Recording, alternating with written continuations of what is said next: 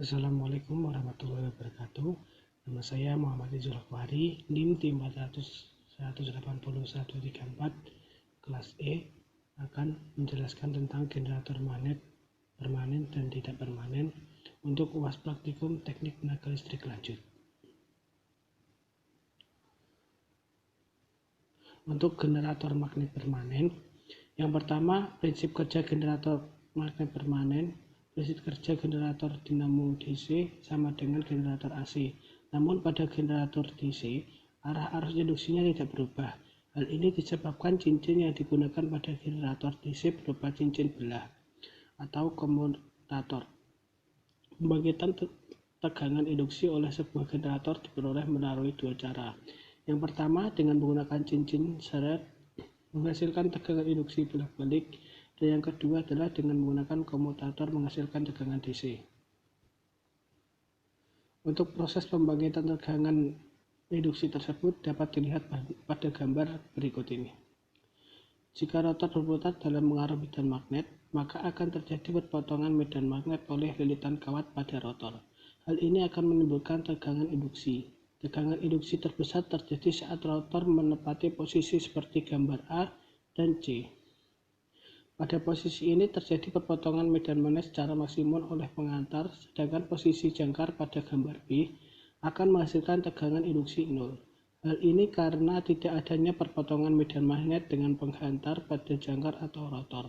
Daerah medan ini disebut daerah netral. Jika ujung belitan rotor dihubungkan dengan slip ring berupa dua cincin, disebut juga dengan cincin seret, seperti ditunjukkan pada gambar pertama. Maka dihasilkan listrik AC atau arus bolak-balik berbentuk sinusoidal.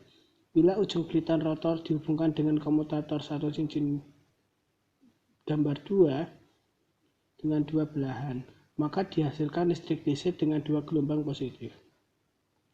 Rotor dari generator DC akan menghasilkan tegangan induksi bolak-balik. Sebuah komutator berfungsi sebagai penyearah tegangan AC. Berdasarkan tegangan yang dihasilkan oleh sebuah generator DC, sebanding dengan banyaknya putaran dan besarnya arus eksitasi atau arus penguat medan. Untuk komponennya adalah di bawah ini, stator dan rotor.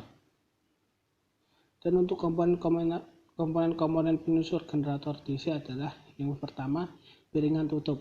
Piringan tutup pada ujung-ujung rumah sebagai dudukan atau bantalan-bantalan sebagai tempat berputarnya armatur.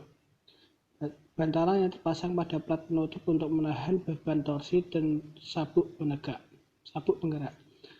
Yang kedua, pul kumparan medan atau sepatu kutub.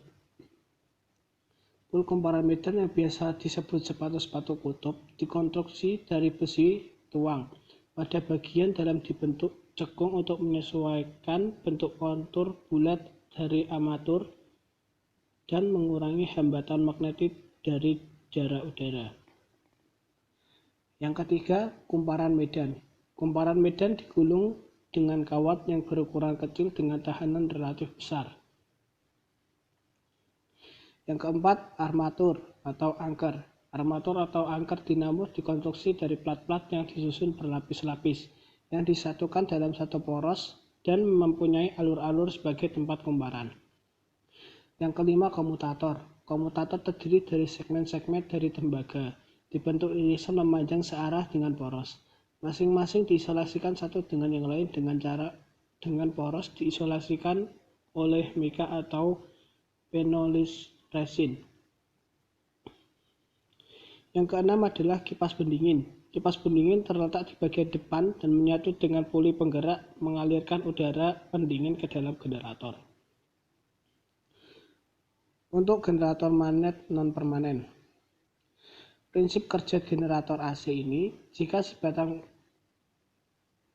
bata menghantar berada pada medan magnet yang berubah-ubah, maka pada penghantar tersebut akan terciptanya gerak listrik. Nilai dari tegangan generator AC bekerja berdasarkan hukum Faraday, di mana dipengaruhi oleh jumlah lilitan dalam kumparan, kuat medan magnetik, dan kecepatan putar dari generator itu sendiri. Prinsip generator ini secara sederhana dapat dijelaskan bahwa tegangan akan diinduksikan ke dalam lilitan konduktor pada stator. Apabila lilitan konduktor pada tersebut bergerak dengan magnet sehingga memotong garis-garis gaya. Dan untuk selanjutnya adalah gambar rangkaian generator delta dan juga gambar rangkaian generator star. Sekian penjelasan dari saya. Jika banyak kekurangan mohon maaf. Wabillahi taufiq wal hidayah. Wassalamualaikum warahmatullahi wabarakatuh.